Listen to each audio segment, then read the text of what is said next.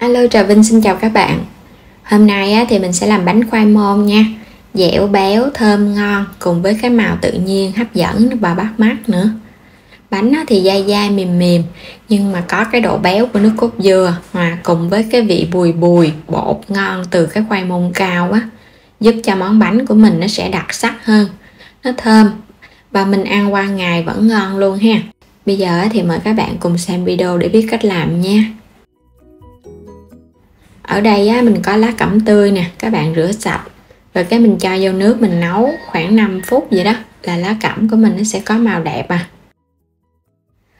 Khoai môn thì mình dùng ở đây là khoai môn cao ha, mình dùng nửa củ vậy nè, gọt sạch vỏ xong rồi các bạn rửa sạch.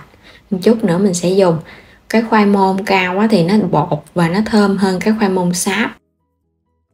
Mình có 100g bột năng, tiếp theo là 150g bột gạo, bên đây là 500ml nước cốt dừa, nửa chén đường 150g, dằn thêm chút muối cho bánh nó đậm đà hơn. Nước lá cẩm thì mình lường khoảng 150ml á, để cho nó nguội bớt. Bây giờ sẽ pha bột ha, lần lượt mình cho bột gạo nè, bột năng nè, lượng đường thì có thể điều chỉnh lại tùy sở thích thêm muối, nước lá cẩm. Nước lá cẩm thì giúp cho cái bánh của mình nó có cái màu đẹp tự nhiên, còn nước cốt dừa thì mình cho vô giúp cho bánh nó béo ngon ha. Thì công thức này mình dùng tổng lượng bột mình nhân cho 2.6 lượng chất lỏng. Các bạn có thể tăng giảm nước cốt dừa hoặc là tăng giảm nước lá cẩm lên, miễn sao bằng 2.6 là mình thấy bánh nó ngon ha. Khuấy đều xong thì mình thấy bột nó tan ra vậy nè, phải cho nó tan ra hết nha. Đây là cái cọng lá cẩm còn sót lại á. Bột nó phải tan ra hết thì nó không có ốc trâu. Rồi bây giờ các bạn sẽ để 15 phút nha. Tiếp theo là mình đi sắc khoai môn. Khoai môn nếu mà công thức mà các bạn ăn nhiều hơn thì có thể nhân lên. Ở đây mình làm vậy thì nửa củ này là dừa. Sắc sợi ra. Mình sắc sợi đều đều nhỏ nhỏ thôi, chút nữa mình trộn vào trong khoai. Chút nữa mình trộn vô bột nó đều ngon hơn. Làm xong rồi nè, để qua bên ha. Bây giờ đi lượt cái phần bột lại nè, lỡ nó còn lợn cợn thì mình bỏ đi, cho vô trong chảo chống dính luôn. Rồi mình bắt lên trên bếp mình khuấy với lửa dừa ha, đừng có khuấy với lửa cao quá nó sẽ bị ốc trâu á, khó làm lắm á. Cứ khuấy đều vậy nè, khuấy lửa dừa thì nó sẽ không ốc trâu. Một chút nữa nó sẽ đặt ở dưới cái đáy chảo từ từ. Rồi bây giờ các bạn thấy nó có hiện tượng đặc nhẹ vậy nè. Rồi bây giờ vậy được rồi ha, tắt bếp nha, tại vì cái hơi nóng ở trong chảo nó còn á, nó giúp cho bột của mình nó đặc hơn nữa đó, đừng có để lâu quá. Phần bột nó sẽ đặc lợn cợn. Rồi vậy là được rồi. Cái bước này giúp cho bột của mình nó không có bị lắng ở dưới đáy khi mà mình hấp. Bây giờ các bạn sẽ lấy khoai môn mình cho vô luôn ha. Còn nếu mà kỹ hơn thì các bạn dùng tay mình bóp cái phần bột ra cho nó mịn rồi hãy cho khoai vô.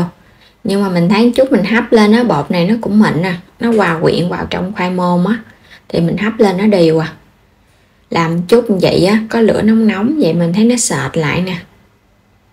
Cái khuôn mình dùng là khuôn 22. Quét sơn lớp dầu để khi bánh nó chín nó nguội nó không có bị dính khuôn. Mình quét cho nó đều xung quanh cái thành khuôn luôn ha, chút lấy bánh ra nó dễ lắm. Cho cái khuôn vô mình hấp ha. Hấp cho khuôn nó nóng và nước trong nồi sôi rồi. Khuôn nóng thì các bạn cho bột vô thì bột nó chín, nó dễ lấy ra và nó cũng không có bị sượng bột nữa. Cho hết vô luôn. Thì mình thấy cái khuôn này bánh nó mỏng vừa ăn nè. Rồi cái vàng ra. Nhìn cái màu vậy chứ chút mà các bạn hấp lên cái màu lá cẩm nó còn đậm hơn, nhìn nó sẽ đẹp Bắt lên trên nồi mình hấp ha. Bánh này thì các bạn hấp lửa dừa thôi. Mình hấp nửa tiếng là nó chín Sau nửa tiếng là bánh nó đã chín. Tại vì bánh mình cho cái khuôn cũng hơi mỏng nè, nên nhanh chín lắm. Cái màu nó sẽ đậm hơn, nhìn cũng ngon. Chờ cho bánh nguội khoảng 1 tiếng đồng hồ thì hãy lấy ra khỏi khuôn, nó sẽ dễ hơn và các bạn ăn bánh á, cái độ béo của nước cốt dừa nó cũng tăng lên khi mà mình để bánh nguội. Nhìn những cái sợi khoai môn nè, nó nổi lên nhìn hấp dẫn quá ha. Cái màu tím vừa ngon vừa bắt mắt nữa. Mình bọc cây dao lại hoặc là thoa chút dầu nha, để lấy bánh ra nó dễ hơn. Khuôn bánh của mình nhìn ngon quá nè, có độ mềm dai cùng với cái màu sắc hấp dẫn nữa. Bánh miền Tây á, đặc trưng nhất chính là phải có nước cốt dừa, không thể thiếu cái độ béo, độ thơm hòa cùng với cái bột gạo á. Thường là mình thấy bánh miền Tây chủ yếu là bột gạo.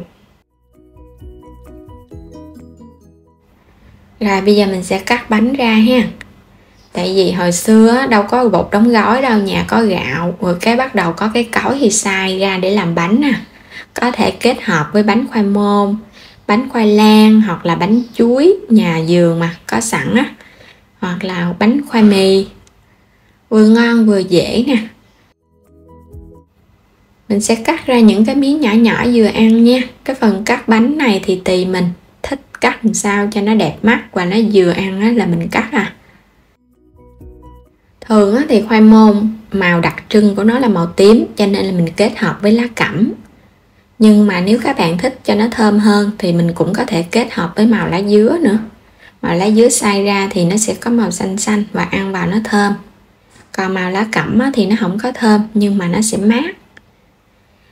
Cái bánh này á, các bạn nó có cái mùi đặc trưng từ khoai môn mà, cho nên là bánh của mình nó ăn vào rất là thơm.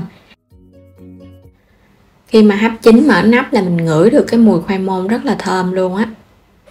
Bánh mình cắt ra mình thấy nó có độ dai dai nè. Nếu mà bạn nào mà thích bánh mà dai nhiều á thì có thể giảm lượng nước lại. Nhưng mà mình thấy vậy là ngon rồi nè. Dai quá ăn cũng không ngon, tại vì dai quá mà mình ăn ngay á thì ngon, còn để nguội á là nó sẽ hơi cứng một chút. Những cái gân khoai môn nó nổi đều lên trên bánh. Phần bột á, mình lấy trùng ở trên chảo á, thì bột nó sẽ không có lắng ở dưới đáy, thì giúp cho cái bánh của mình nó mềm từ trên xuống dưới nó đều luôn. Còn nếu các bạn pha trực tiếp vào trong cái phần khoai môn mà không có lấy trùng bột trước á, thì khi mà mình hấp lên á, bột nó sẽ đóng ở dưới đáy khuôn. Cái đáy khuôn nó sẽ cứng hơn, còn ở trên thì nó sẽ nước á, thì phần ở trên nó sẽ hơi mềm hơn chút. Làm kiểu này cũng có thể áp dụng cho các loại bánh đúc ngọt, bánh đúc mặn luôn. Đến đây thì chúc các bạn ngon miệng nha. Đừng quên đăng ký kênh ủng hộ Alo Trà Vinh. Xin chào và hẹn gặp lại các bạn ở những video tiếp theo.